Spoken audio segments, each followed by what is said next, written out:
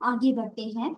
जो व्यक्ति मेरे आदेशों के अनुसार अपना कर्तव्य करते रहते हैं और ईर्ष्या रहित होकर इस उपदेश का श्रद्धा पूर्वक पालन करते हैं, वे सकाम कर्मों के बंधन से मुक्त हो जाते हैं।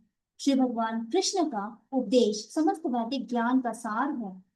अतः किसी अपवाद के बिना यह शाश्वत सत्य है। जिस प्रकार वेद शाश्वत है, उसी प्रकार कृष्ण भावनामृत यह सत्य भी शाश्वत है। मनुष्य को चाहिए कि भगवान से ईर्ष्या किए बिना इस आदेश में दृढ़ विश्वास रखे। ऐसे अनेक दार्शनिक हैं जो भगवत गीता पर टीका रचते हैं, किंतु कृष्ण में कोई श्रद्धा नहीं रखते हैं। वे कभी भी सकाम कर्मों के बंधन से मुक्त नहीं हो सकते, किंतु एक सामान्य पुरुष भगवान के इन आदेशों में दृढ़ विश्वास करके कर्म नियम के बंधन से मुक्त हो जाता है, भले ही वह इन आदेशों का ठीक से पालन ना कर पाए।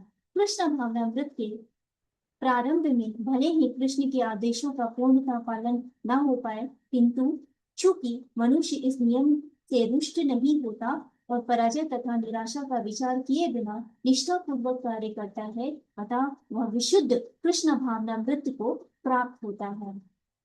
तो दोस्तों, इस इसका तात्पर्य, इसका अर्थ यही है कि हमें हमेशा जो भी भगवान आदेश देते हैं उसको पालन करना चाहिए।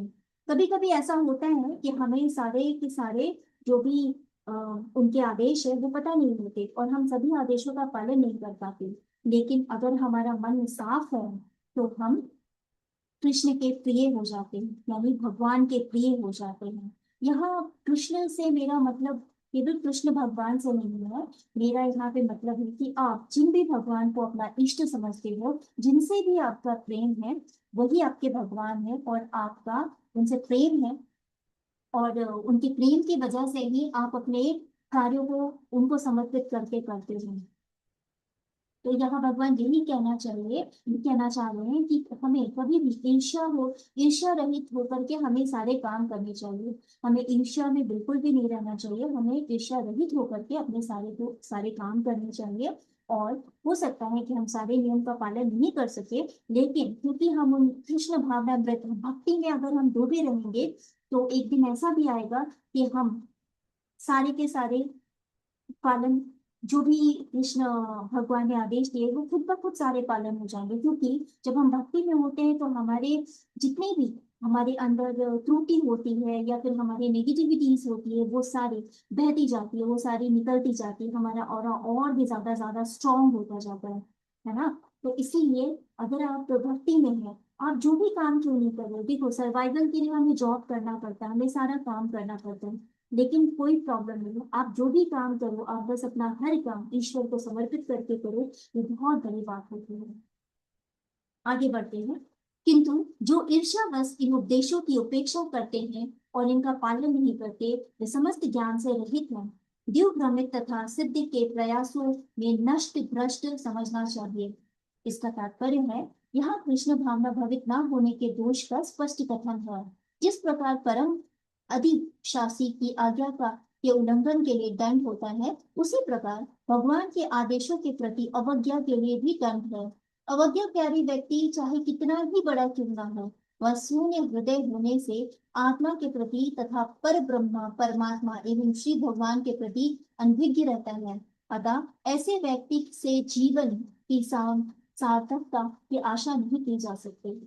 यहाँ पे मैं आपको बताना चाहूंगी, कभी कभी आपने सुना होगा ना कि अगर आप ईश्वर की बात करो तो कुछ लोग जो होते हैं वो सामने आते हैं और कहते हैं कि क्या तुमने ईश्वर को देखा है, और अगर ईश्वर को नहीं देखा तो हम उसे नहीं मानते हैं। मीनिंग उनका ईश्वर में विश्वास नहीं होता है और वे ईश्वर के बताए हुए उनके धर्म का पालन भी नहीं करते हैं।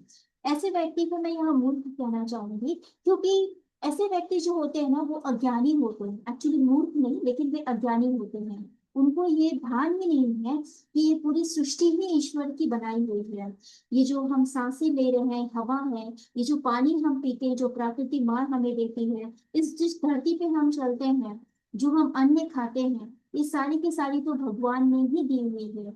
जब हर एक तरफ आप अपनी नजर घुमाते हो, वो सारी चीजें तो भगवान की ही दी हुई है। आप आज घर पे रहते हो, भले आप बोलो कि सीमेंट से आप बना रहे हो या फैक्ट्री में बनती होगी, लेकिन इसकी जो भी रॉ मटेरियल है ना, वो कहाँ से आती है? वो ईश्वर से ही, इस धरती से आती है। ये धरती जो है, ये किसने बनाया? ईश्वर ने बनाया। तो आप जिधर भी अपना सर घुमाओगे, आपको कुछ ना कुछ ऐसी चीजें जरूर मिलेगी जो ईश्वर ही बनाए। कुछ ना कुछ से मतलब ये है कि आप घर के अंदर अगर अपने सर घुमाओगे तो आपको इलेक्ट्रॉनिक्स की चीजें मिलेगी, लेकिन मैं प्रकृति की बात कर रही हूँ, जो रॉ फॉर्म में होता है, जिसको कि कोई बना नहीं सकता, जिसकी उत्पत्ति किसी फैक्ट्री में या किसी मैन्युफैक्चरिंग इंडस्ट्री में नहीं होती। वो सारी चीजें भगवान ही तो देते हैं। तो वैसे व्यक्ति को मैं बिल्कुल अज्ञानी बोलती हूँ, और मैं ये मानती हूँ, ऐसा मेरा मानना है, क्योंकि उसके प्रारब्ध अभी तक उसे इस पथ पे नहीं लाए हैं कि वो भगवान को महसूस कर सके, भगवान में प्रेम दिखा सके। अभी भी वो बहुत पीछे हैं, लेकिन जर्नी सबकी होती है। हर इंसान को पहुंचना तो ईश्वर के पास ही है, देर सबेर, लेकिन ईश्वर के चरणों में ही पहुंचना है। चाहे वो कितना भी क्रूर से क्रूर व्यक्ति क्यों ना हो, एक ना एक दिन जब उसकी अज्ञानता ज्ञान से मिट जाएगी, तब वो जरूर ईश्वर के चरणों में जाएगा। आगे बढ़ते हैं। ज्ञानी पुरुष भी अपनी प्रकृति के अनुसार कार्य करता है, क्योंकि सभी प्राणी तीनों गुणों से प्राप्त अपनी प्रकृति का ही अनुसरण करते हैं। भला दमन से क्या हो सकता है? कृष्ण भावनामृत के दिव्य पद पर स्थित हुए बिना प्रकृति के गुणों के प्रभाव से मुक्त नहीं हुआ जा सकता, जैसा कि स्वयं भगवान ने 7वें अध्याय में कहा है। अतः सांसारिक धरातल पर बड़े से बड़े शिक्षित व्यक्ति के लिए केवल सैद्धांतिक ज्ञान से आत्मा को शरीर से पृथक करके माया के बंधन से निकल पाना असंभव है। ऐसे अनेक तथाकथित आत्मवादी हैं जो अपने को विज्ञान में बढ़ा चढ़ा मानते हैं, किंतु भीतर भीतर वे पूर्णतः प्रकृति के गुणों के अधीन रहते हैं, जिन्हें जीत पाना कठिन है। ज्ञान की दृष्टि से कोई कितना ही विद्वान क्यों न हो, किंतु भौतिक प्रकृति की दीर्घकालीन संगति के कारण वह बंधन में रहता है। कृष्ण भावनामृत उसे भौतिक बंधन से छूटने में सहायक होता है, भले ही कोई अपने नियत कर्मों में करने में कितना ही संलग्न क्यों न हो। अतः पूर्णतः कृष्ण भावना भवित हुए बिना नित्य कर्मों का परित्याग नहीं करना चाहिए। किसी को भी सहसा अपने नित्य क्रम त्याग कर तथाकथित योगी अकृत्रिम अध्यात्मादि नहीं बन जाना चाहिए।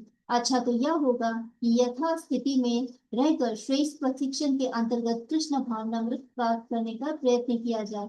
इस प्रकार कृष्ण की माया के बंधन से मुक्त हुआ जा सकता है। तो दोस्तों, मिलते हैं अगले अध्याय में।